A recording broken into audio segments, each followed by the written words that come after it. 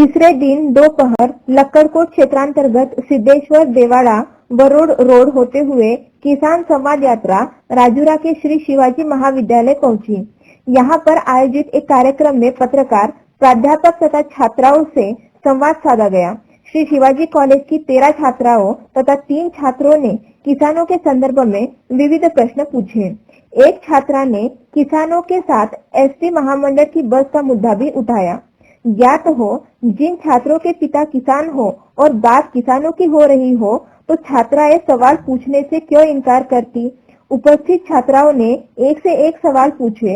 उनके सवालों को केंद्रीय ओबीसी आयोग के अध्यक्ष हंसराज अहीर, उप मुख्यमंत्री देवेंद्र फडणवीस तथा पालक मंत्री सुधीर मुनगंटीवार के समक्ष पहुंचाकर उनके जरिए शासन स्तर पर सुलझाने के प्रयास किए जाएंगे, ऐसा प्रतिपादन पूर्व विधायक एडवोकेट संजय धोटे ने किया।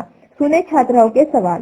माननीय प्राध्यापक मंडळी, माझा असा प्रश्न आहे की शेती पिकांवरील रोग नियंत्रणासाठी व योग्य उपाययोजनेसाठी विविध तालुका स्तरांवर प्रयोगशाळा व मार्गदर्शन शेतकऱ्यांना मिळाले पाहिजे, त्यावर तुमच्याकडून काय उपाययोजना आहे?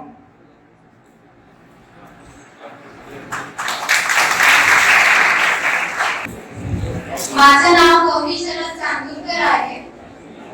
गौरी शरद चांदूरकर। माझा प्रश्न मला हे सांगायचं आहे, शेतकऱ्यांना बँकांकडून जो कर्ज मिळतो तो कर्ज प्रति एकरी वाढवायला हवा आणि तो कर्ज शेतकऱ्यांना लवकरात लवकर देण्यात यावे, हे माझे।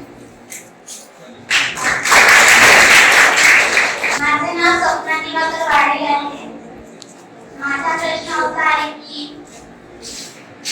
शेतातील महत्त्वाचा घटक म्हणजे शेतमजूर, जो आपल्या कुटुंबाचं पालन पोषण करण्यासाठी शेतात दिवसभर राबतो, पण त्यांना त्यांच्या मजुरीची हवे तेवढी पैसे मिळत नाही आणि त्यांच्या गरजा पूर्ण होत नाही, तरी त्यांच्यासाठी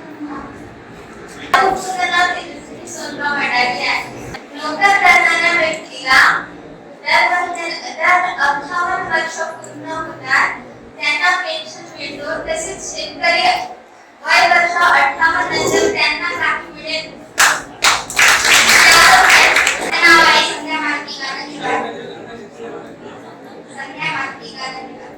माझा प्रश्न असा आहे की शेतकरी मजूर शेतात जाताना जो पायदळ रस्ता असतो तो पावसामुळे चिखल होतो। पायदळ जाताना बैलगाडी माल शेतापर्यंत पोहोचू शकत नाही, यावर उपाययोजना काय? माझा असा प्रश्न आहे की शेतकऱ्यांच्या खते व औषधे यांच्या कमी किमती कराव्या व त्याचप्रमाणे बियाणे चांगले मिळावे व वेळेवर मिळावे यासाठी तुमचे उपाय। तो बाजारामध्ये विकायला येतो तेव्हा त्याला आपली हवी किंमत पण मिळत नाही त्या मालाची, तर त्या मालाची हवी किंमत मिळण्यासाठी तुम्ही काय करा आणि अशा प्रत्येक शेतमालाला हमी रक्कम द्या, ही विनंती सर्व शेतकऱ्यांची आणि वेगवेगळ्या क्षेत्रामध्ये वेगवेगळ्या मालाची वेगवेगळी हमी किंमत अशी द्यावी, ही माझी विनंती। तर माझा प्रश्न असा आहे, शेतकऱ्यांच्या मुलांना उच्च शिक्षणासाठी व नोकरी आणि व्यवसायाकरिता विशेष सोयी व सुविधा असायला हव्या।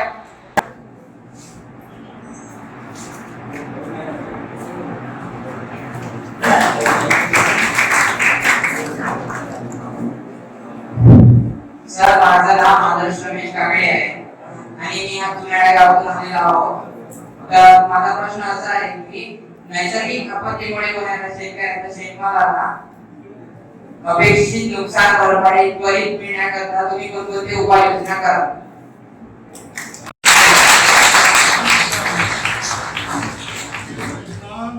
काल कोकणात कृषी तज्ञ आले होते संभाजीनगरचे आपले जाधव साहेब, त्यांना सुद्धा असे प्रश्न तिथल्या शेतकऱ्यांनी विचारले नाही, इतके प्रश्न तुम्ही विचारले।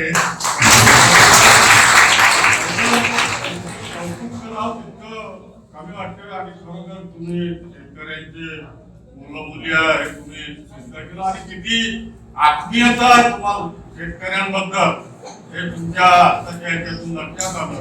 परंतु एक थोडंसं मला असं वाटतं आहे की तुम्ही सगळे विद्यार्थी आहात, तुम्ही सगळ्यांनी शेतकऱ्याच्या संदर्भात शेतीच्या अडीअडचणीच्या संदर्भात सगळे प्रश्न विचारले, परंतु शिक्षणाच्या संदर्भात कोणत्या अडचणी आहेत याच्या संदर्भात मात्र एकही प्रश्न विचारला नाही. तेही जर काही आपले प्रश्न असतील तर तेही आपण शिक्षणाच्या संदर्भात शेतकऱ्यांची संवाद साधत असताना शेतकऱ्यांच्या मुलांना काय वाटतं, ते काय शिकतात, त्यांना काय अडचणी आहे, त्या मुलांच्या काय भावना आहेत, हे आम्हाला डायरेक्ट शासनापर्यंत पोहोचवायचे आहे.